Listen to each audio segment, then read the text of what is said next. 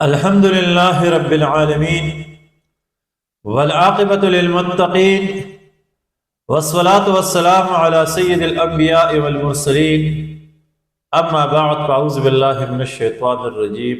بسم الله الرحمن الرحیم۔ پیغمبر اسلام صلی اللہ علیہ وآلہ وسلم کے سلسلہ دروس میں، سیرت النبی صلی اللہ علیہ وسلم کے سلسلے دروس میں آج ہم بات کرتے ہیں غزوہ بحران پہ۔ قریش مکہ نے جب دیکھا کہ ان کی تجارت شام کے ساتھ غیر محفوظ ہو گئی اور وہ اپنے قافلوں کی حفاظت میں ناکام ہو گئے، اب نہ تو وہ اپنے تجارتی قافلوں کی حفاظت کر سکتے ہیں اور نہ ہی شام کے ساتھ تجارت کو جاری رکھ سکتے ہیں۔ تو اس دفعہ قریش نے ایک نئی چال چلی۔ انہوں نے عرب کے قبائل کے ساتھ اجرت پر بات کی اور ان سے یہ بات طے کی گئی کہ وہ قریش کے تجارتی قافلے کو حفاظت تحفظ فراہم کریں گے اور اس کے بدلے میں قریش ان کو اجرت دیں گے۔ لہذا قبائل کے مسلح دستوں نے قریش کے تجارتی قافلے کو محفوظ بنانے کے لیے ان کے گرد جمع ہو گئے۔ پیغمبر اسلام صلی اللہ علیہ وسلم کو اطلاع ملی کہ قریش کا اس طرح ایک قافلہ تجارت کی غرض سے شام جا رہا ہے اور قبائل عرب میں سے بعض قبائل ان کی حفاظت کے لیے مسلح ان کے دستے ان کے ساتھ۔ رسول اللہ صلی اللہ علیہ وسلم نے فوراً 300 صحابہ کرام رضی اللہ تعالیٰ عنہ کے ہمراہ کوچ فرمایا اور بحران نامی جگہ تک پہنچے، لیکن نہ تو کسی قسم کی لڑائی پیش آئی اور نہ ہی پیغمبر اسلام صلی اللہ علیہ وسلم کا واسطہ کسی قافلے سے پڑا۔ لیکن اس کے باوجود بھی پیغمبر اسلام صلی اللہ علیہ وسلم تقریباً 2 مہینے تک مدینہ منورہ کے باہر رہے اور گشت کرتے رہے ان قبائل پر۔ یہ سن 3 ہجری کا دور تھا، ربیع الثانی سن 3 ہجری کا دور تھا، زمانہ تھا۔ پیغمبر اسلام صلی اللہ علیہ وسلم کے اس مہم سے ہم جو سیکھ سکتے ہیں یا اس میں جو قابل غور نکات ہیں، ان میں سے چند اسم ذیل ہیں۔ پہلا نقطہ یہ ہے کہ قریش کے دار و مدار چونکہ تجارت پر تھی، ان کا ذریعہ معاش تجارت تھی، تو ان کی معیشت کو کمزور کرنے کے لیے اور ان کو اپنی پالیسیوں پر نظر ثانی کے لیے پیغمبر اسلام صلی اللہ علیہ وسلم نے شام اور مکہ کے درمیان جو شاہراہ تھی معروف، جس پر تجارتی کارواں گزرتے تھے، ان کو بند کیا۔ پیغمبر اسلام صلی اللہ علیہ وسلم نے نہ صرف ان شاہراہ پر دستے متعین کیے، بلکہ اس شاہراہ پر آباد قبائل، مشرک قبائل کے ساتھ معاہدات بھی کیے۔ مثال کے طور پہ رسول اللہ صلی اللہ علیہ وسلم ایک دفعہ اس شاہراہ پر واقع 5 قبائل کے ساتھ ملے اور ان سے مطالبہ کیا کہ وہ ایمان لے آئے، ان کو اسلام کی دعوت دے دی، تو 5 قبائل، مشرک قبائل نے ایمان لانے سے انکار کی۔ پھر رسول اللہ صلی اللہ علیہ وسلم نے ان کو دعوت دی کہ جس طرح مدینے کے اندر بنو نذیر، بنو قینقاع، بنو قریظہ جیسے قبائل نے مسلمانوں کے ساتھ میثاق مدینہ کیا، عہد کی، وعدہ کیا، اسی طرح کا عہد وہ بھی کرے، جس میں ان 5 مشرک قبائل میں سے 2 قبیلوں نے یہ بات تسلیم کی اور آپ صلی اللہ علیہ وسلم کے ساتھ معاہدہ کیا۔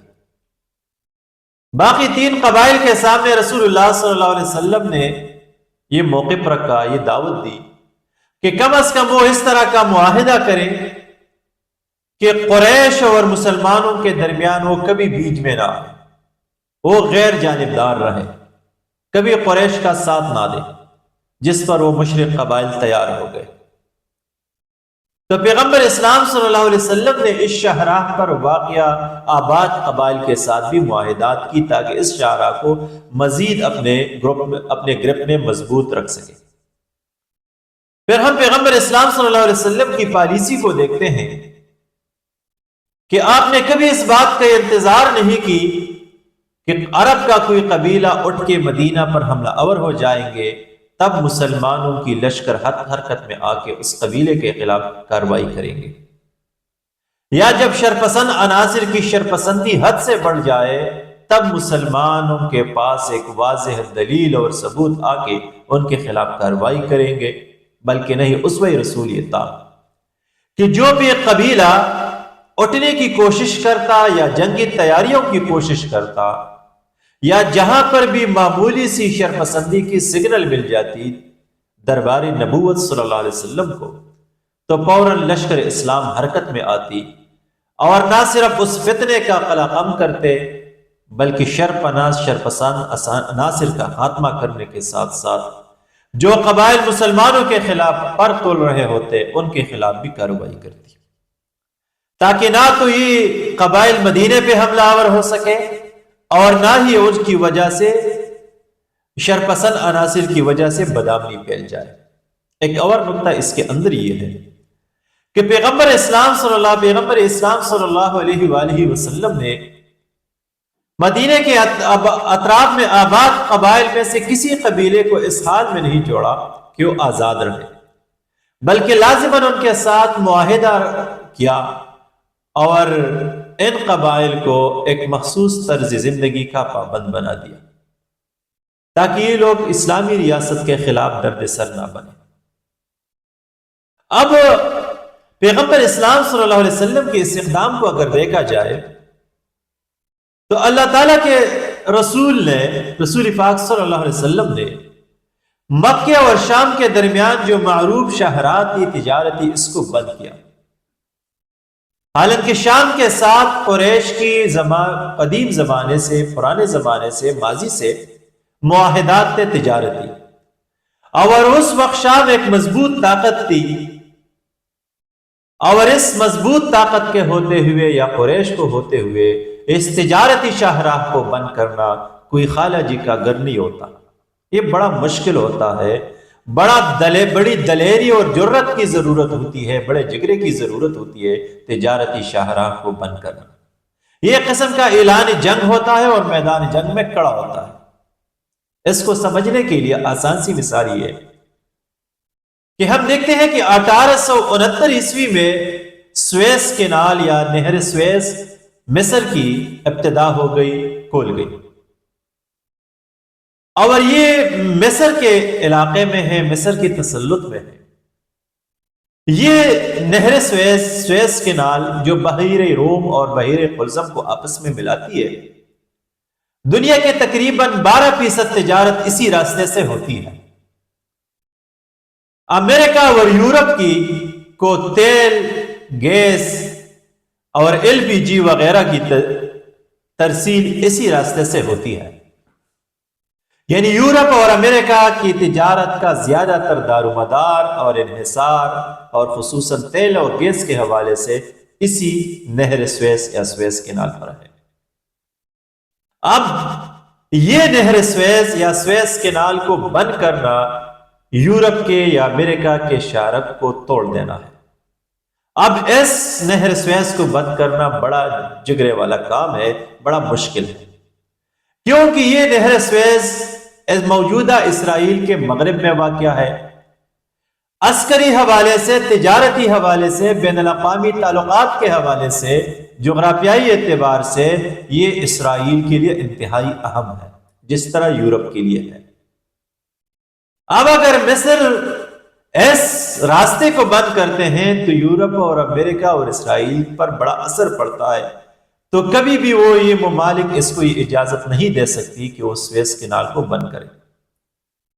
اب پیغمبر اسلام صلی اللہ علیہ وسلم کی جرت کو دیکھے کہ وہ ایک بڑی اور معروف شاہراہ کو بند کرتا ہے۔ اس سے اس شاہراہ کی بندش کی اہمیت کا اندازہ لگایا جا سکتا ہے، اور آج اگر پوری عرب مل کر چاہے بھی تو نہر سویس کو بند نہیں کر سکتا۔ اور ایک دفعہ جمال عبد الناصر نے اس کی کوشش کی تھی، جس کے نتیجے میں فرانس، برطانیہ اور اسرائیل نے اس پر حملہ کیا، اور یہ لوگ، یہ امریکہ یا یہ یورپ جس کا بدماش اسرائیل کی شکل میں بیٹھا ہوا ہے اور ان کی مفادات کی تحفظ کر رہے ہیں، تو یہ مفت میں اسرائیل کو سپورٹ نہیں کرتے، بلکہ ہم نے گزارش کی کہ ان کی تجارت کا انحصار بھی اسی اسرائیل کی وجود پر ہے، ان کی معیشت کا انحصار بھی اسی کی وجود پر ہے۔ تو پیغمبر اسلام صلی اللہ علیہ وسلم کے دور میں یہ شاہراہ کو بند کرنا، یا اس مکے اور شام کے درمیان تجارت کا یہ معروف شاہراہ، اور سویس کینال پر اگر عصر حاضر میں سیرت کے محققین ان کے تقابلی جائزہ لے لیں، اس شاہراہ اور نہر سویس کے تجارتی، معاشی، اقتصادی، سیاسی، عسکری اور جغرافیائی اہمیت پر اور ان کے اثرات پر تقابلی جائزہ لے لیں تو ان پر کئی پیچیدگیاں ہو سکتی ہے۔ ریسرچ کا ایک وسیع میدان ہے اس حوالے سے۔ پھر ہم دیکھتے ہیں کہ مثال کے طور پہ پاکستان کے اندر آپ دیکھیں تو پاک چائنا درمیان، جو پاکستان اور چائنا کے درمیان سی پیک کا منصوبہ ہے، تجارتی اقتصادی راہداری کا منصوبہ ہے، تو کبھی بھی ریاست، مخالف عناصر، دشمنان ریاست کبھی یہ برداشت نہیں کر سکتی کہ یہ معاہدہ یا یہ سی پیک تکمیل کو پہنچے، کیونکہ اس شاہراہ کی تکمیل کی وجہ سے، اس منصوبے کی تکمیل کی وجہ سے پاکستان کی معیشت، تجارت، اقتصاد مضبوط ہو سکتی ہے، جو کبھی بھی دشمن نہیں چاہ سکتی۔ خلاصہ یہ کہ مکہ اور شام کے درمیان تجارتی شاہراہ کو بند کرنا، یہ اس بات کی دلیل ہے کہ پیغمبر اسلام صلی اللہ علیہ وسلم کتنا دلیر اور جرأت مند تھا اور کتنا سیاسی بصیرت رکھتا تھا۔ اسی طرح ہم دیکھتے ہیں کہ پیغمبر اسلام صلی اللہ علیہ وسلم جب اس مہم پر نکلے تو نہ تو کسی قسم کی لڑائی پیش آئی اور نہ ہی قافلے سے سامنا پڑا، بلکہ ہم دیکھتے ہیں کہ پیغمبر اسلام صلی اللہ علیہ وسلم نے اس کے باوجود 2 مہینے تک مدینے سے باہر رکھی۔ اس 2 مہینے میں پیغمبر اسلام صلی اللہ علیہ وسلم بحران کے میدان میں آرام سے بیٹھا نہیں تھا، بلکہ آپ مسلسل قبائل کے اوپر گشت کر رہے تھے۔ تو اسوہ رسول سے یہ بات ثابت ہوتی ہے، یا غزوہ بحران سے یہ بات ثابت ہوتی ہے کہ یہ اسوہ رسول ہے کہ قتل و قتال کی بجائے، ہون ہرابہ کی بجائے، آپریشن کی بجائے، جنگوں کی بجائے، عسکری کارروائی کی بجائے مناسب یہ ہے، حکمت پر مبنی بات یہ ہے، عسکری میدان میں بہتر یہ ہے کہ شر پسند عناصر کے سر اٹھانے سے پہلے ہی آپ انہیں کچل دیں۔ اور دوسری، اس گشت سے قبائل عرب نفسیاتی طور پر بھی متاثر ہو گئے، اور جس طرح غزوہ بحران کے موقع پر قریش کے قافلے کو ان قبائل عرب نے تحفظ فراہم کی تھی، اس غزوے کے بعد پھر کوئی بھی قبیلہ قریشی قافلے کو تحفظ فراہم کرنے کے لیے تیار نہ ہو سکی۔ اگر اس موقع پر رسول اللہ صلی اللہ علیہ وسلم خاموشی اختیار کرتے، خاموش ہوتے، اور قبائل عرب کے یہ دستے قریش کے قافلے کو تحفظ فراہم کرتے، تو مستقبل میں اس کی وجہ سے بہت بڑی فسادات، بہت سی مسائل کا سامنا مسلمانوں کو کرنا پڑتا تھا۔ پھر یہ قبائل عرب مزید دلیر ہو جاتے اور پیسوں کی خاطر، اجرت کی خاطر مزید ہر جگہ پر قبائل سر اٹھا کے قریش کے قافلوں کو تحفظ فراہم کرتے تھے۔ تو قبائل عرب کی جانب سے اس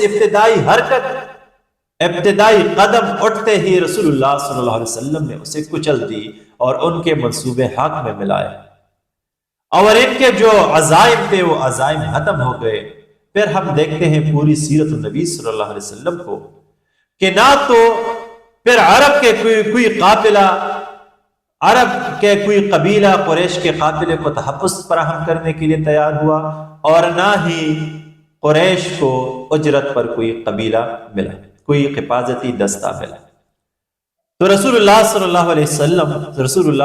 علیہ وآلہ وسلم کے اسوہ یہ ہے کہ آپ برائی سر اٹھاتے ہی کچل دے، ورنہ اگر یہ برائی زیادہ ہو جائے، شر پسند عناصر کو حوصلے ملے تو فسادات پیدا ہوتے ہیں۔ جس طرح آج کے سماج کے اندر ہم دیکھتے ہیں کہ جب شر پسند عناصر کی شر پسندی حد سے بڑھ جائے، فتنے حد سے بڑھ جائے، تب عسکری کارروائی عمل میں آتی ہے، لیکن پھر پانی سر سے گزر ہوئی ہوتی ہے۔ اس کے نتیجے میں بہت سے مسائل کا سامنا کرنا پڑتا ہے۔ تو رب کائنات سے دعا ہے کہ ہمیں سیرت النبی صلی اللہ علیہ وسلم کو پڑھنے، سننے اور سیکھنے اور اس پر عمل کی توفیق عطا فرمائے۔ وآخر دعوانا ان الحمد للہ رب العالمین۔